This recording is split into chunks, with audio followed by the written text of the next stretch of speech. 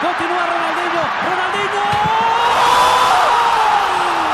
Hay jugadores que parecen tener un pacto secreto con el balón, como si este no fuera un objeto de cuero, sino un ser vivo que responde a sus órdenes sin resistencia. Ronaldinho era exactamente eso, un brujo en el campo, un hombre capaz de transformar lo ordinario en un acto de magia pura. Cada vez que entraba en contacto con la pelota, el mundo parecía detenerse, los defensores quedaban paralizados y los espectadores contenían la respiración esperando lo inesperado. No se trataba de fuerza ni de velocidad, se trataba de creatividad, de ilusión, de un espectáculo que convertía a cada jugada en un hechizo. Por eso le llamaron el brujo, porque sus jugadas no podían explicarse con lógica, solo con la magia del fútbol. Desde sus primeros pasos en el gremio hasta su consagración en el Barcelona, Ronaldinho dejó momentos que nadie se ha atrevido a repetir, porque no eran simples jugadas, eran rituales. Una de las primeras señales de su brujería fue el dominio del elástico, un movimiento tan veloz y desconcertante que parecía retorcer la realidad. El rival, convencido de haber adivinado la dirección del balón, terminaba mirando el vacío mientras el brasileño seguía adelante, sonriente, como si hubiera leído la mente de todos los presentes. Era un movimiento hipnótico que convertía la desesperación del defensa en carcajadas de la grada. Y eso es lo que lo hacía único. Jugaba con el alma y con una alegría contagiosa, pero con la precisión quirúrgica de un cirujano del balón.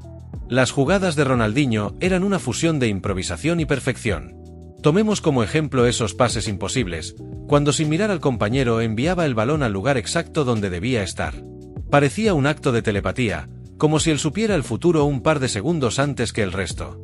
Era un brujo del tiempo, adelantado a la jugada, capaz de colocar al rival en el lugar equivocado con solo un giro de cuello o un movimiento de hombros. Y lo más impresionante es que lo hacía con naturalidad, como si ese don no pesara, como si fuera lo más sencillo del mundo. Cuando ejecutaba un túnel, el estadio entero parecía vibrar distinto.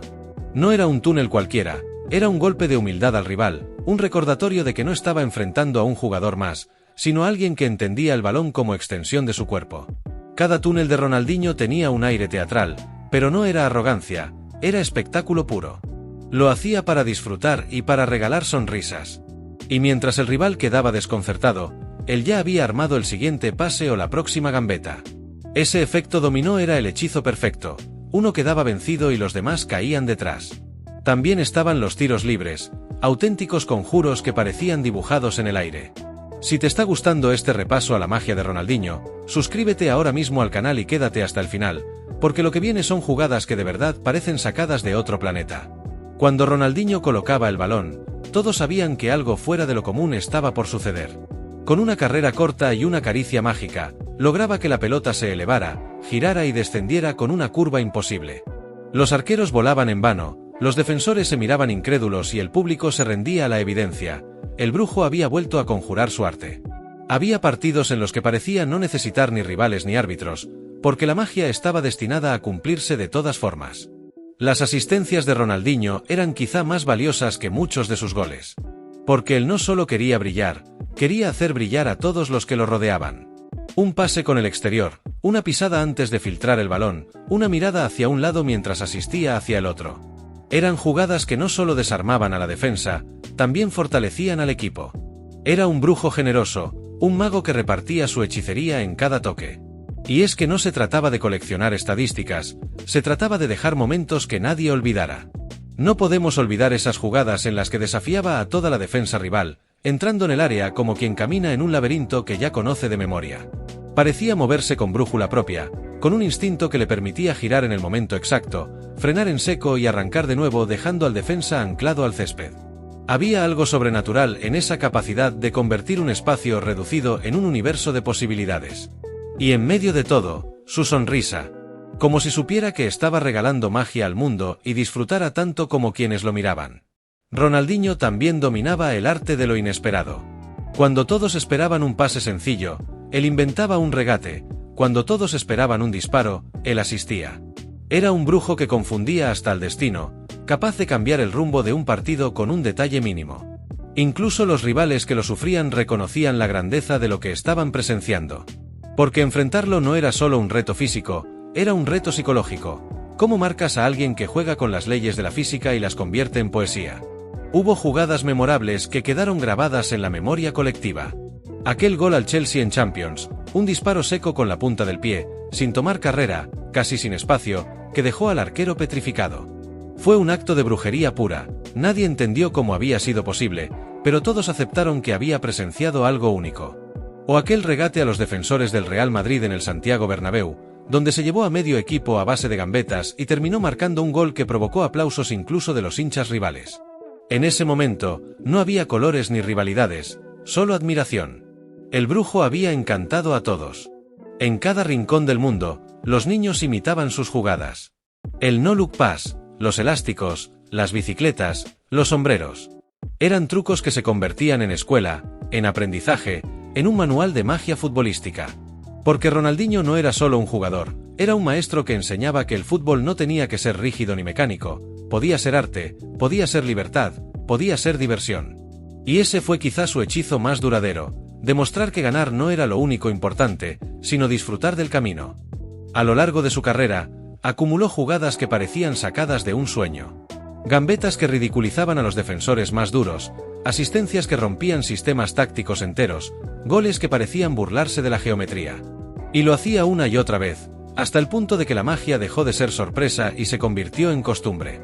Todos esperaban lo imposible de Ronaldinho, y él nunca defraudaba. Era como ir a un espectáculo de magia sabiendo que habrá trucos, pero aún así quedarte boquiabierto al verlos. Su legado está en cada jugada que dejó, en cada sonrisa que provocó, en cada aplauso que arrancó incluso de las hinchadas rivales. Porque Ronaldinho era más que un jugador de fútbol, era un brujo que convirtió el deporte en un arte escénico, en una función de magia repetida domingo tras domingo. Y aunque los años pasen, sus jugadas seguirán siendo estudiadas, imitadas y admiradas. Porque un brujo no muere, sus conjuros permanecen vivos en la memoria de todos. Ese es el verdadero motivo por el que le llamaron el brujo. Porque no se puede explicar con palabras lo que hacía, solo se puede sentir. Porque el balón lo obedecía como si tuviera alma, porque el público lo seguía como si estuviera hipnotizado, porque los rivales lo sufrían como si estuvieran bajo un hechizo. Ronaldinho fue y seguirá siendo la prueba de que en el fútbol también hay magia, y que algunos elegidos nacen no solo para jugar, sino para encantar. Cuando se habla de Ronaldinho, se recuerda también esa capacidad de improvisar sobre la marcha. Era como un músico de jazz que no necesita partituras porque la melodía nace en el instante. En medio de una jugada aparentemente perdida, inventaba un giro inesperado, un toque con el tacón o una pisada mágica que abría de nuevo la jugada. Muchos jugadores dependen de esquemas, de rutinas entrenadas, pero Ronaldinho parecía inventar un nuevo truco cada vez que tocaba el balón. Esa espontaneidad era lo que lo hacía imprevisible. Los entrenadores rivales podían planear todo un partido para frenarlo, pero al final quedaban reducidos a la frustración. ¿Cómo detienes lo que no se puede anticipar? Otra faceta de su brujería estaba en el control del balón en el aire. Ronaldinho podía recibir una pelota que caía desde el cielo y bajarla con el muslo, con el pecho o con la espalda como si no pesara nada. Luego, en un mismo movimiento, la acomodaba para lanzar un pase o rematar.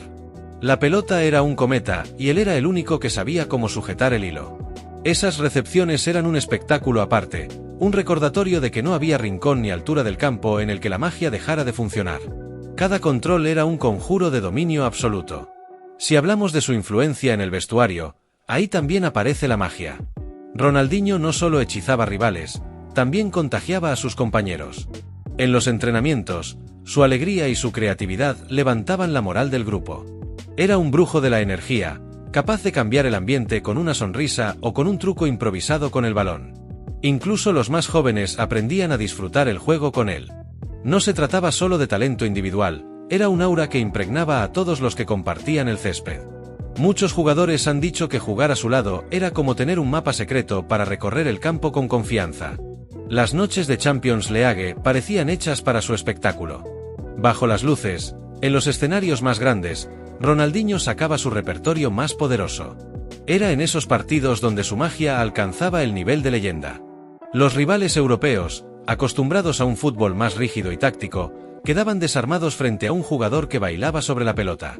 Los regates se multiplicaban, los pases imposibles encontraban destino, los disparos surgían de ángulos insólitos.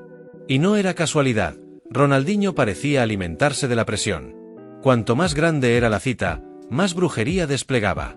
Hubo jugadas en las que la velocidad de pensamiento era tan fulminante que parecía haber manipulado el tiempo. El defensor todavía estaba reaccionando al primer toque cuando él ya había planeado y ejecutado el segundo. Los arqueros quedaban atrapados en esa trampa, reaccionando un segundo tarde, siempre un paso por detrás. Esa es otra razón por la que lo llamaban el brujo. Su mente funcionaba como un reloj que marcaba un tiempo distinto al de todos los demás. Él jugaba en otra dimensión, y los demás solo podían intentar seguirle la corriente. No se puede pasar por alto su capacidad de transformar la presión en diversión. Cuando otros se encogían bajo la mirada del público, él sacaba una sonrisa y un truco nuevo. Como si la tensión del estadio se convirtiera en energía para su magia. Ese estado mental lo hacía indestructible, nunca parecía sentir el peso del error, porque para él cada jugada era un nuevo experimento, un nuevo acto de ilusión. Esa frescura era letal para los rivales, porque lo hacía completamente inmune a la presión psicológica. Era un brujo que se alimentaba del fuego de la batalla. Recordemos también los momentos en los que decidió partidos sin necesidad de marcar goles. Había encuentros donde una asistencia de tacón, un pase filtrado o un regate en la banda cambiaban el curso completo del juego. Ese tipo de detalles son los que marcan la diferencia entre un jugador bueno y un jugador legendario. No necesitaba ser siempre el protagonista del marcador, porque su hechizo se manifestaba en el ritmo del partido, en la confianza del equipo, en la desesperación del rival. Era como un director invisible que movía los hilos de todo lo que ocurría en el césped. Una de las imágenes más icónicas fue aquella en la que se detuvo frente a varios defensores, bajó el ritmo como si pausara la película, y de repente, con un amague de cadera, salió disparado dejando a todos atrás. Parecía que el tiempo obedecía a su voluntad, lento cuando él quería, rápido cuando decidía acelerar. Esos cambios de ritmo eran brujería pura, porque no había manera de anticiparlos. El rival se quedaba atrapado en esa pausa hipnótica y, cuando quería reaccionar, ya era tarde. Él había desaparecido del lugar y estaba construyendo una nueva jugada más adelante. Los estadios rivales también cayeron bajo su encanto. No es común que una afición rival aplauda a un jugador que acaba de destruir a su equipo, pero con Ronaldinho sucedía. Esos aplausos eran la prueba definitiva de que lo que hacía trascendía colores y rivalidades. Era el reconocimiento al arte, al espectáculo, a la magia compartida. El brujo había logrado que el fútbol dejara de ser un simple enfrentamiento y se convirtiera en un acto colectivo de admiración. No importa quién fueras, si lo veías, estabas hipnotizado. Su forma de moverse en el campo también tenía algo de danza. Cada paso estaba acompañado de un ritmo invisible, como si una música interna guiara sus movimientos. Las bicicletas, los giros, los amagues, todos parecían pasos de un baile coreografiado que solo él conocía. Y en ese baile, los rivales quedaban como espectadores forzados, arrastrados a seguir el compás sin entender la coreografía.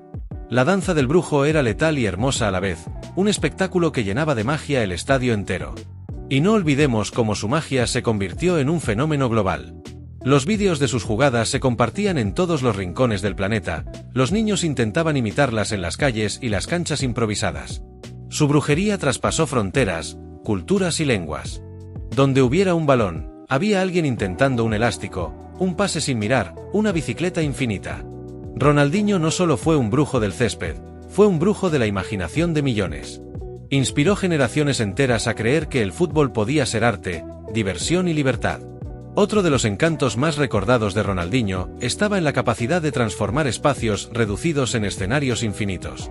Cuando parecía acorralado en la banda, con 2 o 3 defensores encima, sacaba un recurso inesperado, una ruleta de Marsella, un amague de tacón o incluso un giro con la espalda que dejaba el balón en ventaja. Esas maniobras eran pequeñas fugas de magia en situaciones imposibles, como si pudiera abrir puertas invisibles en un callejón sin salida. El público siempre respondía con exclamaciones de sorpresa, porque esas jugadas eran tan repentinas que nadie podía preverlas. Sus pases de primera intención eran otro tipo de conjuro. Había veces que ni siquiera controlaba el balón, con un solo toque, cambiaba por completo la dirección de la jugada. Parecía que veía líneas de pase invisibles que los demás no podían distinguir. Ese dominio del primer toque convertía lo simple en trascendental. Y lo más impactante es que muchas veces lo hacía de espaldas, como si tuviera ojos en todas partes. Esa habilidad aumentaba la sensación de misterio. ¿Cómo podía saber dónde estaba el compañero sin mirar? Era pura brujería. En Brasil, durante su etapa con la selección, también mostró trucos inolvidables. Jugadas en Copas América y Mundiales donde dejaba rivales tendidos con sombreros perfectos. Esos toques de balón elevados, que parecían burlarse de la gravedad, eran la máxima expresión de su magia. Mientras el defensor saltaba desesperado, El esférico caía suavemente en los pies de Ronaldinho o de un compañero mejor posicionado. Era un recurso elegante y humillante a la vez, que mostraba la superioridad del brujo en su reino.